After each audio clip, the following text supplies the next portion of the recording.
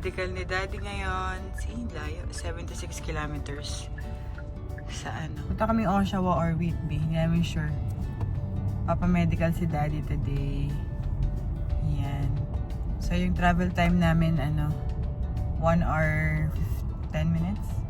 76 kilometers mula bahay namin. Pero dahil medyo traffic, oras na ba? 8:30 na. 10 o'clock yung medical niya. 10 ba? 10:15. 10:15. So, dadating kami doon ng mga 9:36 sa maaga pa. Doon na lang kami mag-breakfast. So, papasok na kami ng 4:01 at ayan, matraffic na siya. So, yung medical niya, ang ano lang naman nakalagay, parang eyes, saan ba bali? Tsaka ears, chest x-ray, yun lang. Wala siya nung katulad sa Philippines, yung mga stool, walang ganun, walang urine, walang mga blood kineme, walang ganun. So yan, sana lahat maging okay. Para Gina kami. Ayan, ang traffic. Papasok na kaming 4:01. Angelina. Grabe traffic oh. Ng oras, 9:02.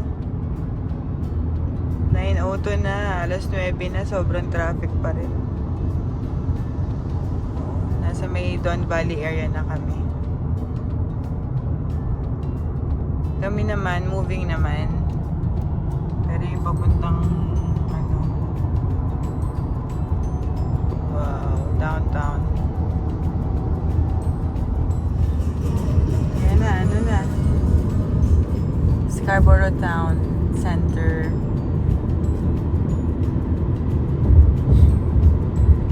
Pero yung mismo Scarborough. Ito, Scarborough na to.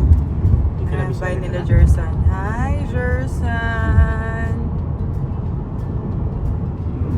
Hi, Heaven! Marisa!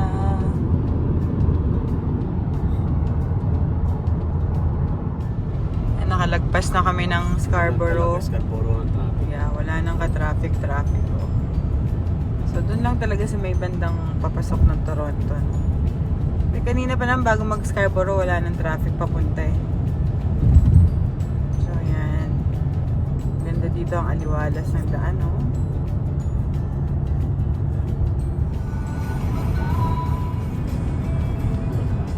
Nag-vlog.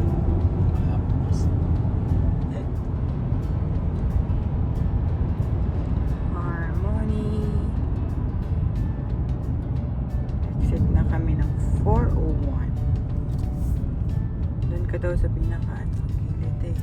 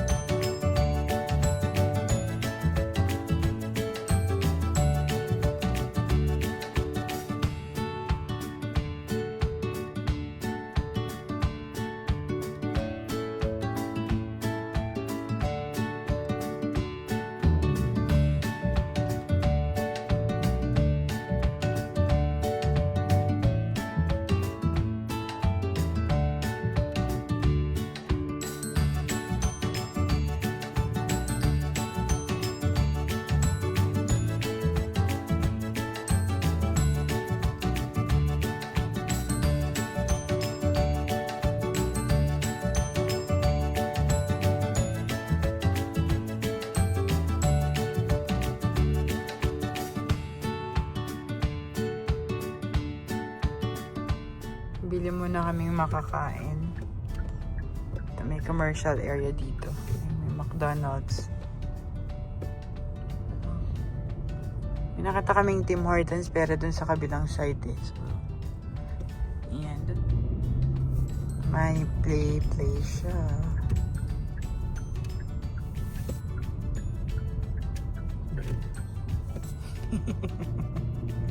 Hindi magda-drive-thru ka ba? Ewan ko, hindi. Wala tayo. Ha? Tapos ka na?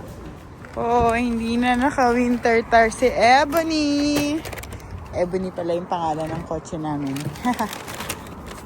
Nice! Nakakatawa sa may McDonald's, puro puti, matatanda. Tapos nakatingin lahat sa amin. Sabi siya, kumagong mukha to Kasi magkakausap-usap sila no? Sabi niya. So, umorder lang kami ni Daddy ng pancake. Tsaka hash browns. Tsaka kape. Hati na lang kami. Aga pa naman. So, may bayad siyang parking. Hindi niya kabisado yung plate number niya. Pumasok na si Daddy sa loob.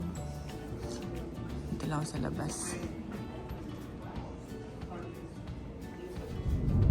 Tapos na medical ni Daddy. Fit to work siya. Nag-email na naman yung isa niyang in-applyan Pinapag-start na siya sa 28. So, yan. Turn down niya na. Dadaan kami. Pupunta kami ngayon sa Ontario Tech University. Tingnan namin yung area. Pero lang may idea kami kung saan kayo maghanap ng bahay. Kasi kinoconsider din namin si Kuya Vince dahil nga mag-aaral na yung commute niya. Kasi si Daddy may sasakyan naman So hindi mahirap sa kanya kung kahit mag-travel siya 15 to 20 minutes. Si Kuya Vince kasi yung ganong layo, mga 1 hour niya nang ibabas yun to-travel. Pero let's see kung saan kami makahanap ng lugar. Kasi may nakita akong bahay, isang buong bahay, 2,000 lang. 3 bedrooms na. So parang mas okay yun. Di? Tingin mo. Kaysa sa mga basement. Yun lang yung kagandahan pag medyo malayo ka na sa GTA. Medyo papalayo. Bandang Oshawa to So tingnan natin. So ganda pa rin makita ng Ito yung school. Uy, ang laki. Hanggang doon. Ayun Ontario Tech. Doon sa likod siya din. Usually kasi magkakaano sila magkakadikit. So ito yung school. Ayun yung college. Ayun yung university sa likod. Ontario Tech University. Nice.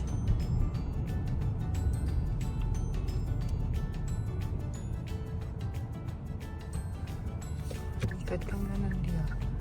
Ito yung school. Ang ganun di. Ay, no entry daw. Char. Access accepted. Okay, ito pala yun. Ito kami kakain. Seafood City, Scarborough. First time namin dito.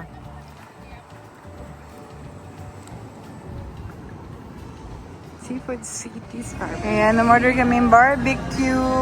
Ayan, 4 pieces, $16. Tapos, pusit at ang pamatay batok. Ayan. Ang laki ng Seafood City dito. Saka malinis. Ayan, bili tayong pandesal. So, $4.99. Ayan, try natin yung ube nila. $5.50. Ube pandesal. May mga isda sila dito. Tingnan natin kung mas mura dito. Hindi ako masyado namimili dito. Kasi wala silang Apple Pay. Ayan. May mga squid balls. Oh, may mga pack na sila na merienda. Tsaka ulam. Tapos na ang lunch. Reklamo na yung manager ko. Mag-assist daw ako. Puro pagkain yan, di. Hindi na nga ako nagsha-shopping, no? Wala nang shopping moment. Ayan. So, mag-grocery kami ngayon, Beatrice. Beatrice dito sa may Toronto na. Tapos, ang kagandahan pa na-meet namin yung... Hindi, nagkita kami. Nakita namin yung kasamahan namin dati. Sa AirAsia, mekaniko din namin. Si Sir Wayne, yan. Kasama yung family.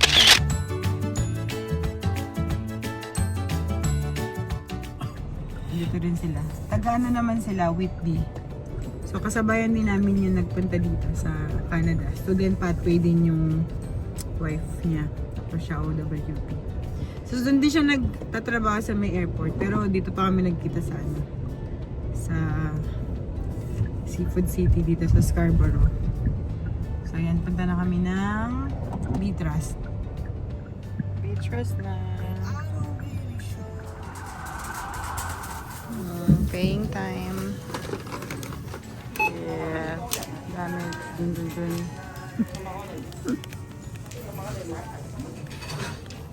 Matayan ng loto, manalo ka sana.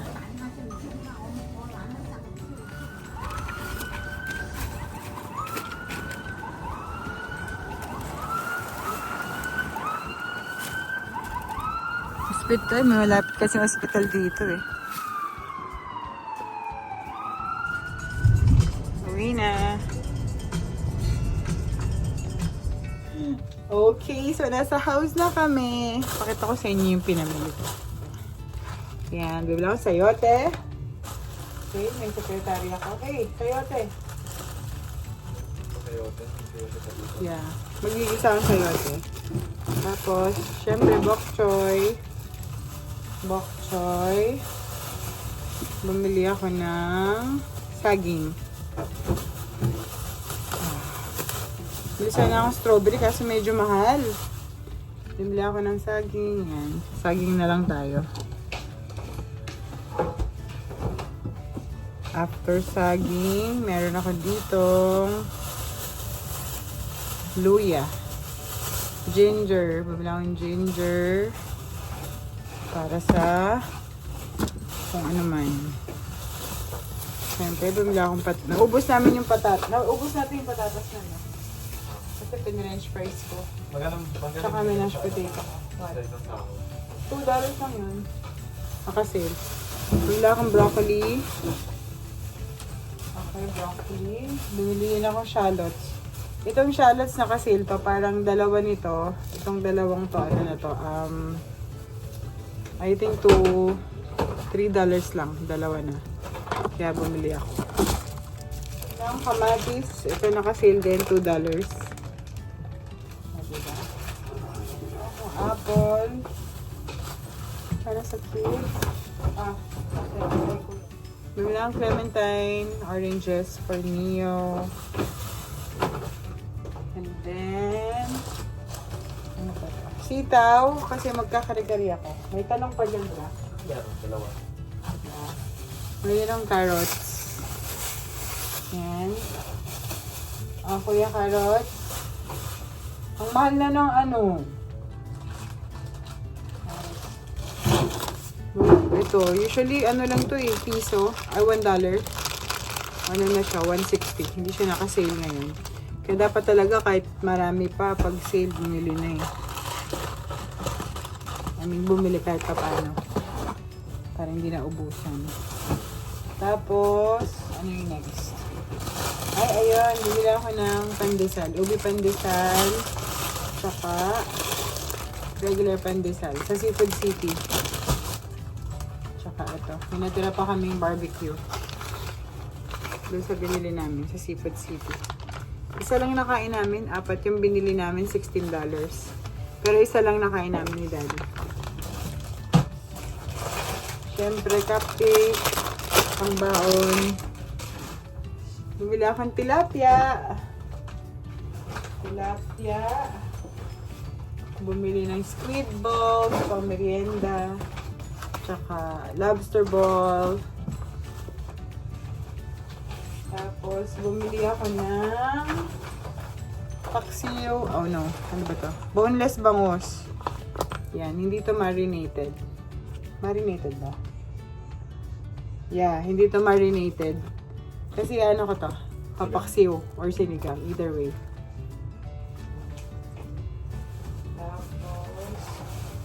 Bumili ako ng chicken thighs. I mean quarters. Yan. 2. Tapos bumili ako ng what's this? Longganisa. Pang almusal, pang baon. 2. Tapos bumili ako ng pata. Slice na. Pang crispy pata. Yan. Tapos bumili ako ng ano ba to? bulalo. Pero cube na to. Ayan. Bulalo. Cube. Ayan, dalawa. Para pwedeng ilaga or malamang ilaga or kari-kari. Pero malamang nilaga. Ayan. Tapos bumili ako nito. Buto-buto. Neck, ano to? Pork. Pork neck bone. Yan. Pangsigang. Sarap. Ayan. Tapos mayroon ako nakitang rib eye slice. Naka-sale siya. So, lalagay ko to sa ano. Pwedeng i-steak yung kalahati. Tapos yung iba, isasahog doon sa broccoli. Ayan. Tapos bumili ako ng pork belly. Ayan, pinaslice ko na. So, pwede itong pamprito, inihaw, sinigang, ganyan. Tapos bumili ako ng pork chop. Ayan, pinaslice ko na rin. Ito, na-excite ako sa pork chop na to kasi may taba. Ayan, may taba. May taba siya. Usually kasi yung pork chop walang taba. Ito meron. Ayan. Tapos, ayan, bumili akong tuwalya ng pang, ano, kari-kari. Kakari-kari ako. Tapos, ano pa ba? Yun lang. 268 binayaran ni Daddy. Lahat doon. Ay, may ano pa pala? Bigas. Ayan. Kasama na to dun sa 268. So, good for 2 weeks na namin yan. Oh, may ano pa pala? Crabs! Maya, pakita ko. Yan, ito yung crabs na nabili ni Daddy. $12 at saka $5. Yan. Ito raw dinner namin. Ito na yung crab na binili ni Brigido. Napakadami. So, mga ano na to, kulang-kulang siya ng ano. Pero mataba, no, di? Malig eh. Yan, no? Neo! Halika na! Wash na hands, ha? Eat tayong crabs. Yeah. Excited? Okay, I'll teach you how to eat it. Okay. End mo na yung diary ni Mami. Go. Bye. I hope you enjoyed the video and make sure to like and subscribe. Bye. Bye.